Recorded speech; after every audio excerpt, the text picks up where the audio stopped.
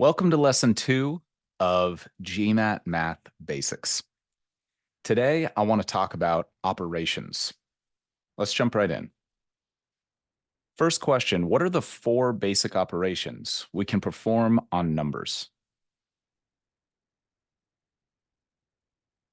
You've got addition, subtraction, multiplication, and division. Addition, subtraction, multiplication, and division are the basic building blocks of manipulating numbers. Most complex math concepts are just some version of these operations combined in clever ways. More on that in future lessons. Let's start with addition. What is addition? Addition means you put numbers together into another number.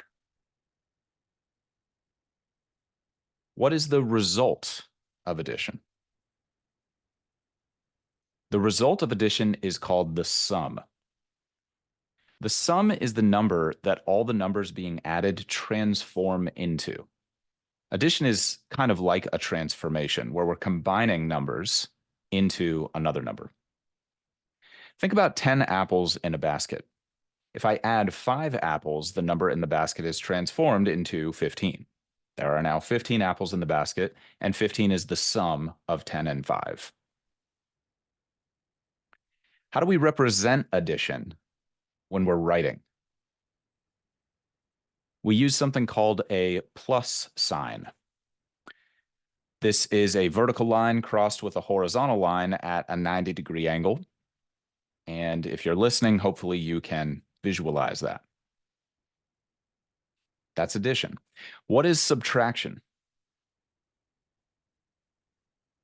Subtraction is taking away numbers from other numbers. If there are 15 apples in a basket and I take away 5, 10 apples remain. When I take numbers away from other numbers, that is called subtraction. What is the result of subtraction called? You'll see this a lot on the exam. The result of subtraction is called the difference. The difference between 15 apples in the basket and 5 that have been removed is 10. 10 is the difference of 15 and 5. Whatever remains after I subtract is called the difference. How do we write subtraction?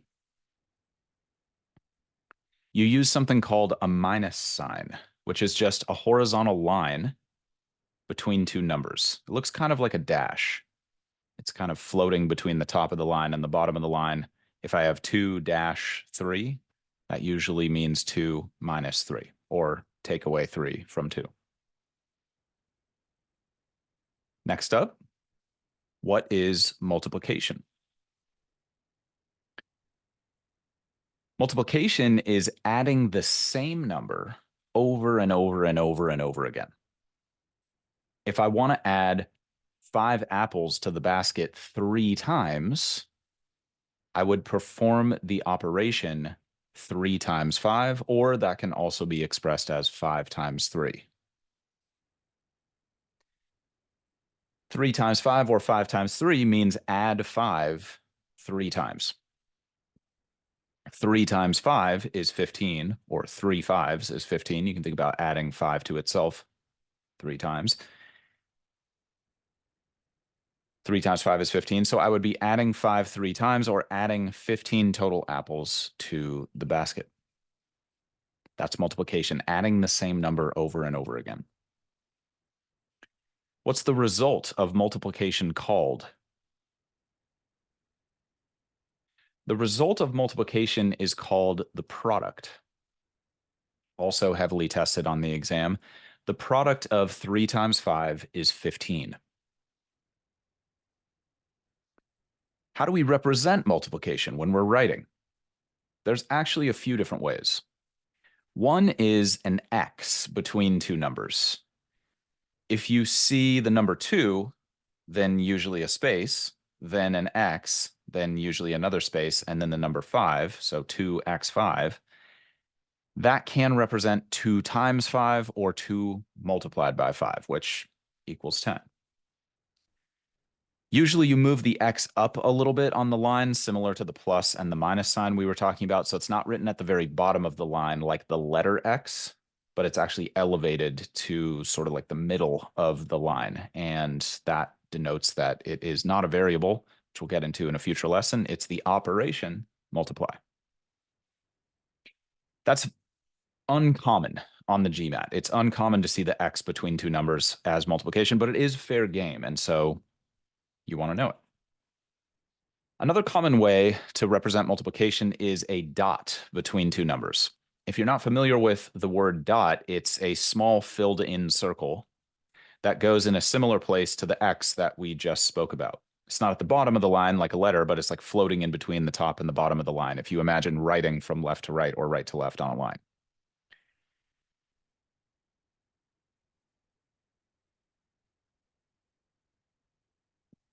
The last way to represent multiplication is using parentheses. If you don't know what parentheses look like, or you're not familiar with that word, it's kind of like two bent bars, two bent vertical bars. So you imagine like a vertical bar on the line, and then one bends slightly to the left and one bends slightly to the right. The one that bends to the left, where like the middle of the bar gets stretched towards the left side of the page, if you will. It's kind of funny to describe these things verbally. It's actually kind of fun. Uh, that's called the open parenthesis or the start of the parentheses. It usually goes on the left side of whatever you are putting in the middle of the parentheses. And then the one that bends toward the right, where we take the middle of the bar and like pull it toward the right side of the page, that's the end of the parentheses. And if you know the classic smiley emoji, it would be like a colon, which is one dot over another dot, and then the end parentheses, which is like the smiley face. And then the sad version would be the colon with the open parentheses or the left parentheses, and that's the start of the parentheses. A lot of internal debate about whether to include that example in the episode, so definitely send us some feedback if you have any about that. But I thought it was fun, so hopefully you do too.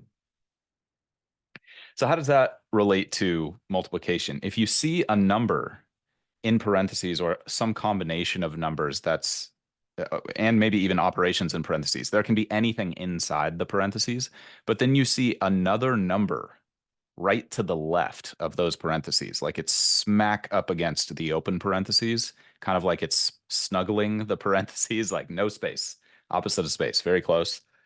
That's a final way to express multiplication. So for example, if we had 3 open parentheses, 4 close parentheses, that represents 3 multiplied by 4.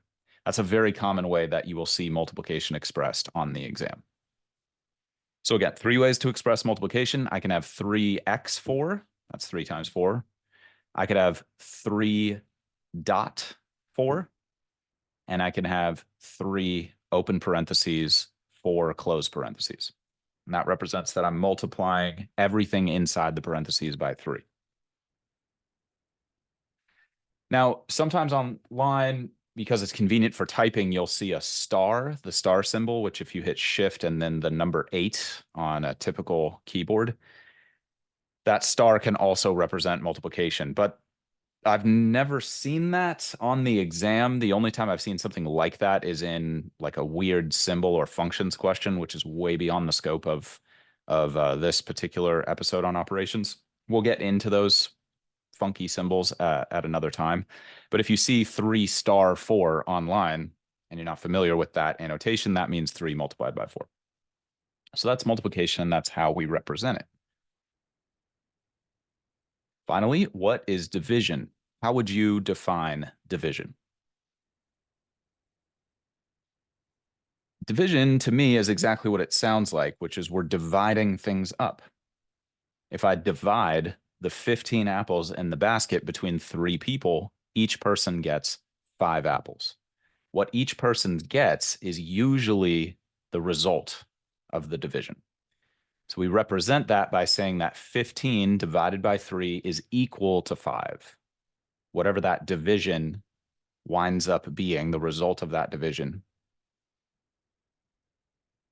is what we popularly call the result of the division. With division, we're only interested in one of those divisions, though. So a lot of math is built on top of that. And so on the GMAT, we don't really question it. So there's a lot of different ways we could think about division and no pun intended, divide it up. But that's the way that it is used. And we stick to that convention on the exam. So if we divide something by something else, whatever one unit is of that result, that is the result of division. So again, if I divide 15 apples amongst 3 people, each person gets 5 apples. Whatever each person gets is the result of that operation. If we had 20 apples and we divided it amongst 4 people, we would say the result of that division is 5. 20 divided by 4 is 5. So when we say something like, what is 15 divided by 3? The exam is looking for what would one of those 3 people get. What do we call the result of division? The result of division is called the quotient. Again, you'll see that in questions, and it's very important to know what that means. There's a couple other terms that are worth describing here. The thing that is being divided, 15 in my previous example, is called the dividend. The thing that is doing the dividing, 3 in our earlier example, is called the divisor. And the result is called the quotient. So the divisor divides the dividend and produces the quotient. Might want to listen to that a few times. So let's quiz ourselves on that. What is being divided? That's the dividend. What you're dividing into, or what you are dividing up, is the dividend. What does the dividing? The divisor. The divisor divides the dividend and produces the quotient. Those are the 4 basic math operations. Quick bonus for you here. What's an equals sign? Or how do we express equals?